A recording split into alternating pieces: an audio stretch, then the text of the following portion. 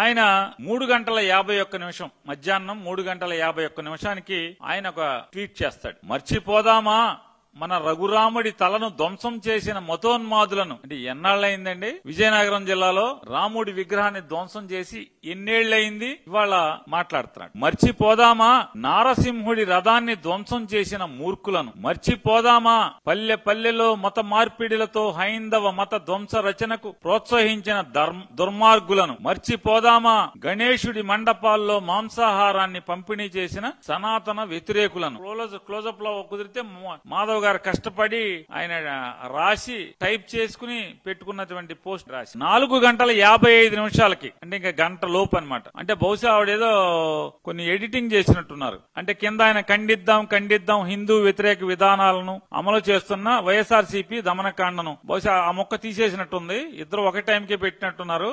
కాబట్టి ఆవిడ మళ్ళీ లాస్ట్ లో ఎడిట్ చేసి ఆ మొక్క లేపేసింది. కాబట్టి 4:55కి ఎడిట్ చేసినట్టున్నారు. ఆవిడ కూడా మర్చిపోదామా మన రఘురాముడి తలను ధ్వంసం చేసిన మతోన్మాదులను. Same as it is copy paste, అక్షరం పొల్లుపోకుండా ఇద్దరు కలిసి ఒకే పోస్ట్ పెట్టారు. ఏంటి దీని అర్థం ఏంటి? నారా చంద్రబాబు నాయుడు గారు ఆఫీస్ నుంచి టైప్ చేసి వాట్సాప్ చేస్తే పెడతారనమాట. మీ దిక్కుమాలిన పార్టీని నడిపే విధానం. దాని బదులు పవన్ కళ్యాణ్ గారు లాగా అద్దెకిచ్చేయచ్చు కదా పార్టీని. ఆయనకే దమ్ముగా నన్ను అతికిచ్చాను రా బాబు అని చెప్తున్నాడు. అలాగే ప్రవర్తిస్తున్నాడు. మీరు కూడా మేము భారతీయ జనతా పార్టీని కూడా షామియానా కోర్టులో షామియానా లాగా లేదా కుర్చీలాగా అతికిచ్చామని చెప్పండి చంద్రబాబుకి. నేను వారిని అడుగుతున్నాను. మర్చిపోదామా మన రఘురాముడి తలను ధ్వంసం చేసిన మతోన్మాదులను. మీరు మర్చిపోవద్దు. కానీ మీరు మర్చిపోయిన విషయం ఏంటంటే ఆ రఘురాముడి తలను ధ్వంసం చేసినోడు ఎవడు? కూటమి సభ్యుడు. మీ కూటమి సభ్యుడాడు. ఇది మర్చిపోయారు. రఘురాముడి తలను మేము మర్చిపోమని చెప్పలేదు ఎవరు. అక్కడ రఘురాముడి విగ్రహం మళ్ళీ కొత్త విగ్రహం వచ్చేసింది. మరి ఈయన మర్చిపోయారు ఎందుకని? ఇది ట్వీట్ చేయరా?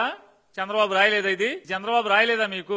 రామతీర్థంలో కొత్త విగ్రహాలు, అపచారం జరిగిన వెంటనే రామచంద్రుడి మూర్తులను కొత్తగా. ఇది మర్చిపోలేదా? మర్చిపోయారా? మర్చిపోదామా నారసింహుడి రథాన్ని ధ్వంసం చేసిన మూర్ఖులను. ఇది మర్చిపోవద్దు. మాధవ్ గారు, పురంధేశ్వరి గారు, మీ ఆధ్వర్యంలో, మీ అమిత్ షా గారి ఆధ్వర్యంలో నడుస్తున్నటువంటి సిబిఐని ఎంక్వైరీ చేయమని చెప్పి మా ప్రభుత్వం అప్పచెప్పి సంవత్సరాలైంది. నారసింహుడి రథాన్ని ఎవరు అగ్నికి ఆహుతి చేశారో, ధ్వంసం చేశారో అని ఇంతవరకు సిబిఐ దాని మీద క్విక్ ఐక్ మంటల. మీదేగా గవర్నమెంట్, పట్టుకోరా, ముద్దాయిని పట్టుకోరా అంటున్నా. ఇది కొద్ది మాసాల్లోనే వైఎస్ఆర్సీపీ గవర్నమెంట్ తప్పుడు ఎదవలు ధ్వంసం చేసినటువంటి స్వామివారి నారసింహుడి రథాన్ని పునర్నిర్మాణం చేసి స్వామివారి సేవలకు అంకితం చేసినటువంటి చరిత్ర జగన్మోహన్ రెడ్డి గారు. ఇది మర్చిపోయారా?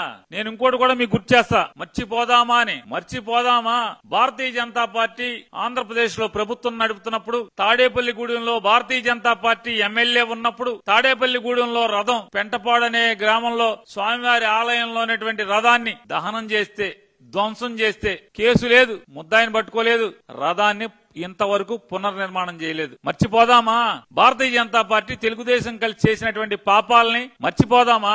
ఇది మర్చిపోయారా? తిరుమలలో 1000 కాళ్ల మండపాన్ని ధ్వంసం చేసిన మీ పార్ట్నర్, తిరుమల సాక్షాత్తు కలియుగ దైవం శ్రీ వెంకటేశ్వర స్వామి వారి 1000 కాళ్ల మండపాన్ని తిరుమలలో 7 కొండల మీద ధ్వంసం చేసినటువంటి సంఘటనని మర్చిపోదామా? పెట్టరా? చంద్రబాబు రాయలేదా? తిరుచానూరులో వారాహి అమ్మవారి ఆలయాన్ని కూల్చిన కూటమి ప్రభుత్వం, భారతీయ జనతా పార్టీ, తెలుగుదేశం ప్రభుత్వం. మర్చిపోదామా? మర్చిపోయారా? ఇది రాయరా ట్వీట్ లో. ఈ తిరుచానూరులో వారాహి అమ్మవారిని ధ్వంసం చేసినటువంటి ముద్దాయిని మర్చిపోదామా? మర్చిపోయారా? మర్చిపోదాం వద్దా? తెలుగుదేశం టైంలో, మీ టైంలో, మీ ప్రభుత్వం. అసలు ఆంధ్రప్రదేశ్ రాష్ట్రంలో ఆలయాలు అత్యధికంగా ధ్వంసం జరిగిన, దేవుడికి అవమానం జరిగిన, హిందూ మతానికి అవమానం జరిగిన భారతీయ జనతా పార్టీ, తెలుగుదేశం కలిసి ఆంధ్ర రాష్ట్రం అత్యధికంగా.